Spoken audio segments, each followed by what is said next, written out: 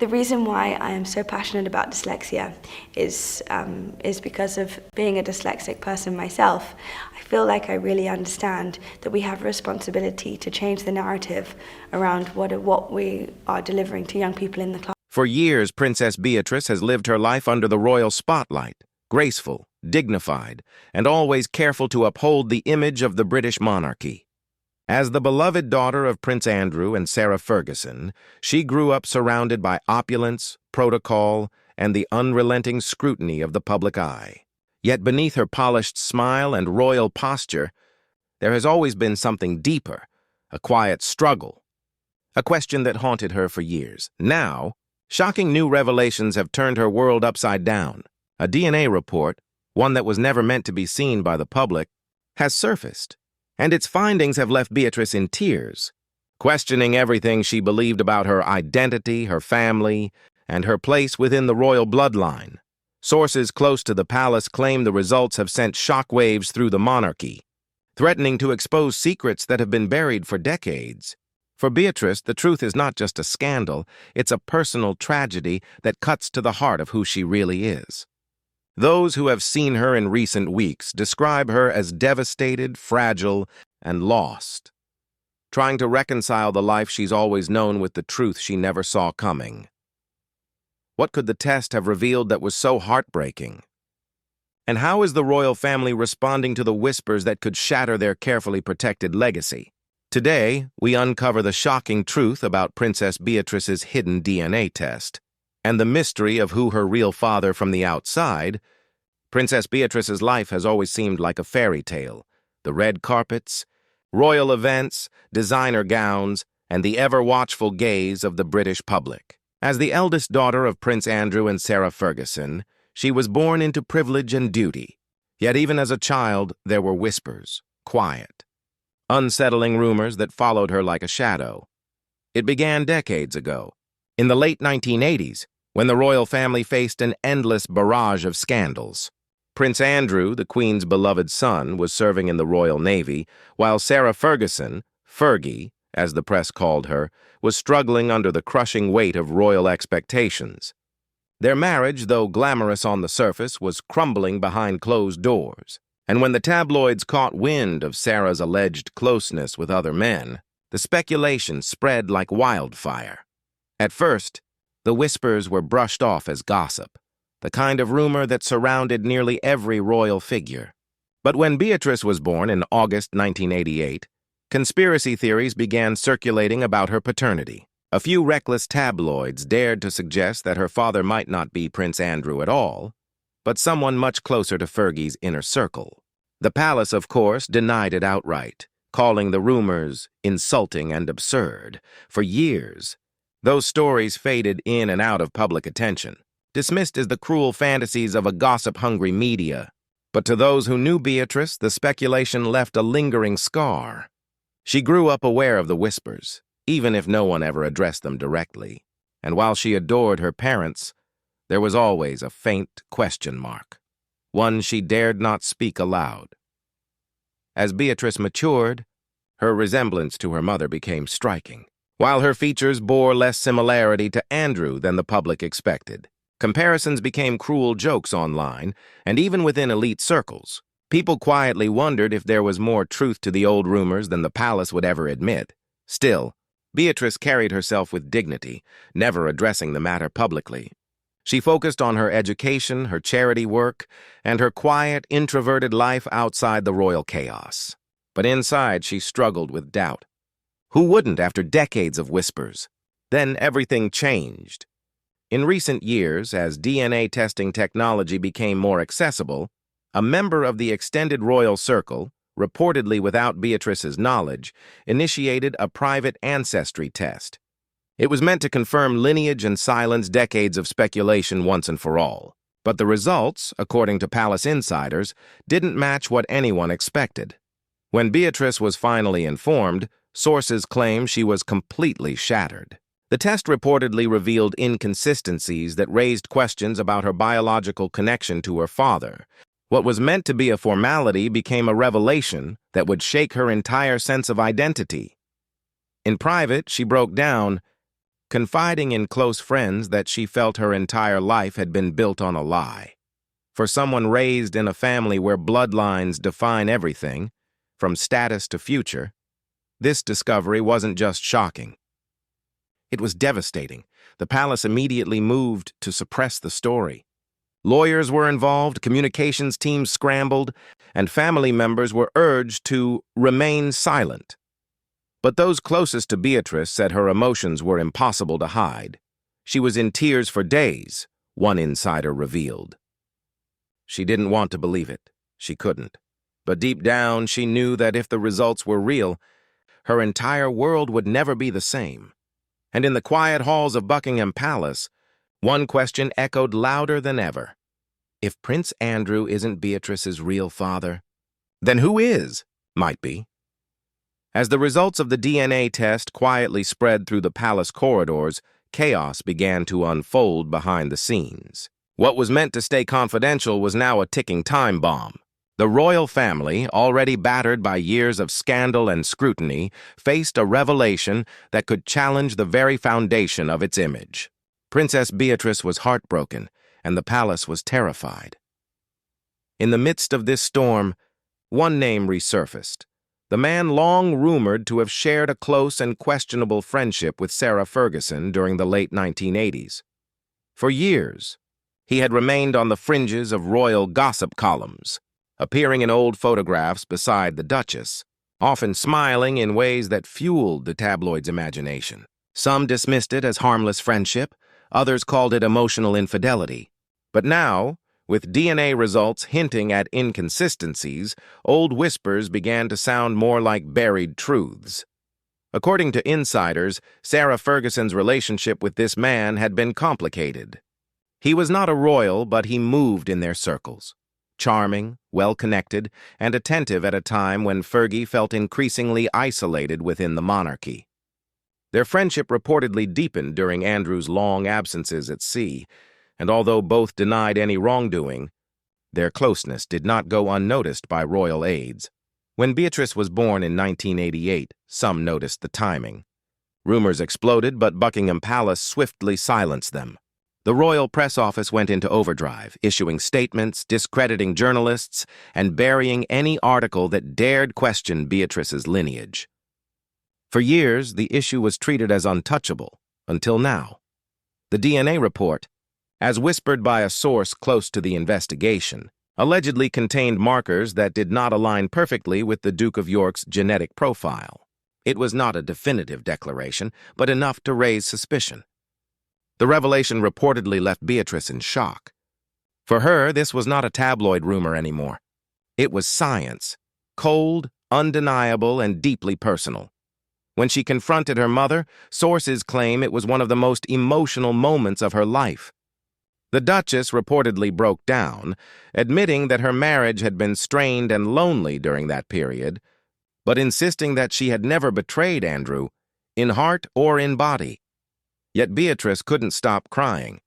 She wasn't looking for blame. She was looking for truth. Prince Andrew, when told about the results, was reportedly furious, not at Beatrice, but at the situation. He saw it as a personal attack, another attempt to humiliate his family at a time when his own reputation was already under siege from unrelated scandals. He refused to believe it, one insider shared. He said, "She is my daughter, and nothing will ever change that." Despite Andrew's firm denial, tension filled the air. Beatrice found herself trapped between loyalty and confusion, love and doubt. The people she trusted most were suddenly part of a mystery she never asked for. Behind the palace walls, conversations were hushed, tempers flared, and a quiet panic set in. The monarchy could withstand many things, but questions about bloodlines struck at its very core. In the weeks that followed, Beatrice reportedly sought guidance from outside advisors, even exploring the possibility of conducting an independent DNA test. But palace officials urged her to stop, reminding her of the damage it could cause if such matters ever became public. To them, image was everything. To Beatrice, truth was, caught in a royal tug-of-war between secrecy and self-discovery, Beatrice began to distance herself from official duties, spending more time away from the spotlight. Her once radiant smile faded, replaced by a quiet sadness only those close to her could see. She didn't want to destroy anyone, a friend later said. She just wanted to know who she really was. But little did she know, the deeper she dug, the more painful the answers would become. And one of them would come from someone she least expected. As the weeks passed, Princess Beatrice found herself living in a storm of silence. The palace had gone into full lockdown over the DNA revelation. No statements, no leaks, no acknowledgement of anything.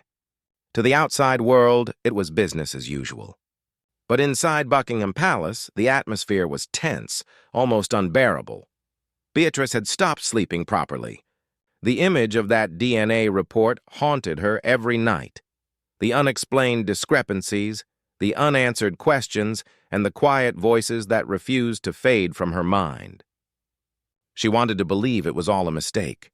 She wanted to believe that her father, Prince Andrew, was still exactly who she thought he was. But there was only one person who could tell her the truth: her mother.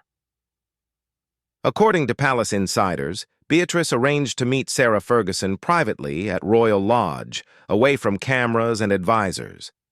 Witnesses say it was not a royal meeting. It was the raw human confrontation of a daughter and her mother, stripped of all titles and formality. Beatrice reportedly arrived pale, shaken, and tearful. As soon as she entered the room, Sarah could see that her daughter already knew more than anyone had intended her to. The Duchess tried to remain composed, but the moment Beatrice said the words, "I need you to tell me the truth, Mom," the mask began to crumble. Sources close to the family say it was one of the most emotional moments either woman had ever experienced. Beatrice demanded to know if there was any truth to the rumors that had haunted her entire life, if there was any chance that Prince Andrew might not be her biological father.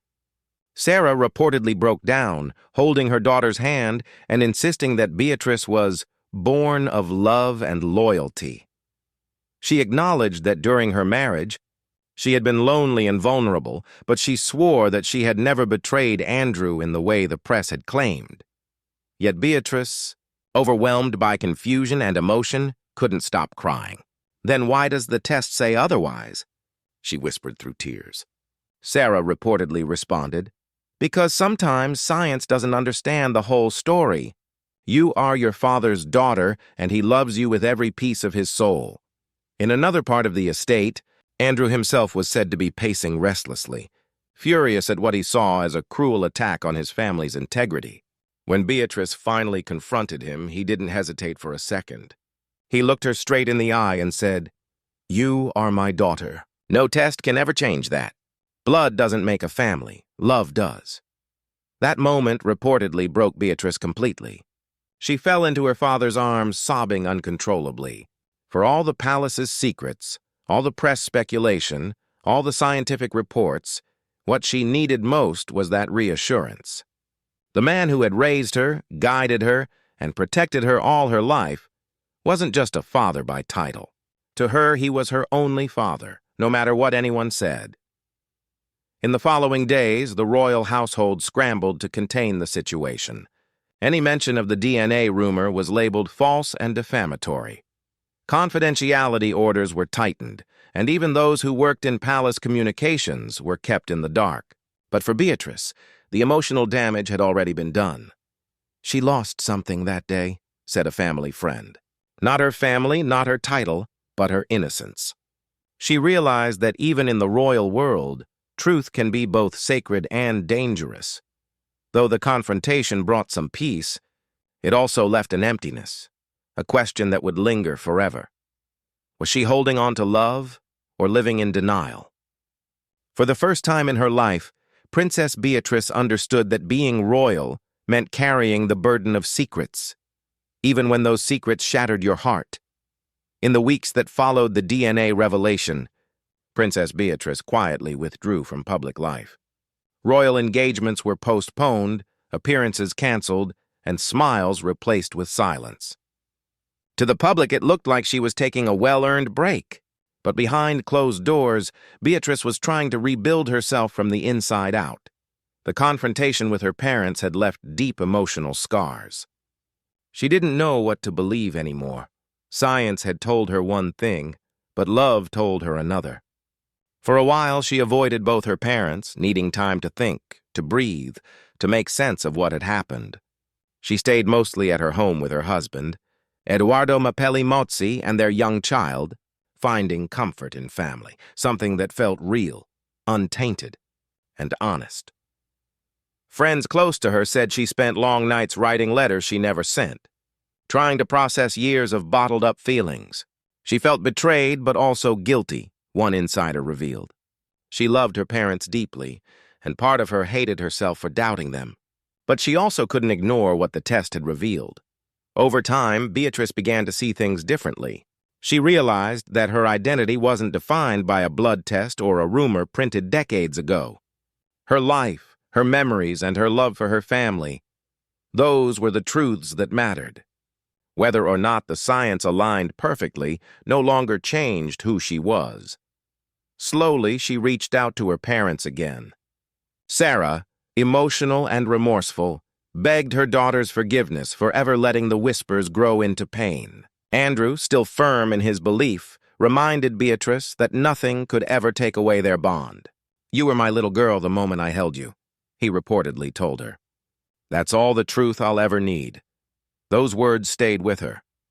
In the following months, Beatrice made a decision. She would stop hiding, stop questioning, and start living. She reappeared at a royal charity event months later, her expression calm, her smile softer. Observers noticed something new about her, a quiet strength, a sense of peace that hadn't been there before.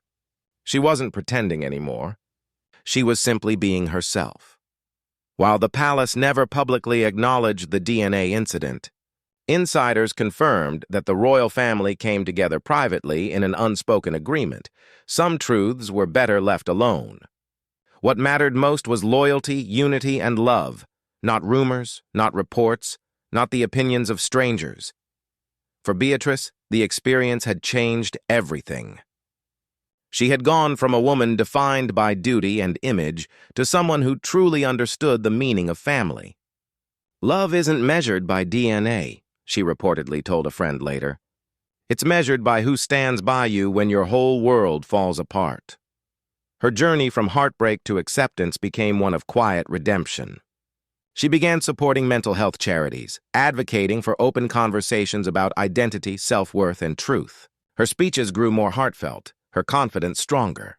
And though she never spoke publicly about her own ordeal, those who listened closely could hear her story between the lines, the pain of discovery, the strength of forgiveness, and the beauty of letting go.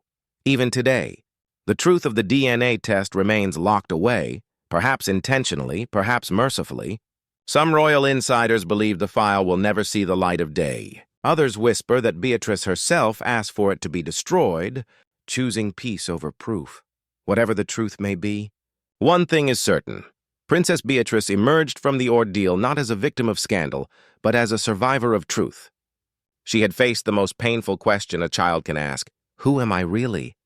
and found her answer not in science or bloodlines, but in love. Because at the end of it all, she realized something the royal crown could never teach her. You can lose everything, your certainty, your name, even your truth, but if you still have love, you haven't lost yourself.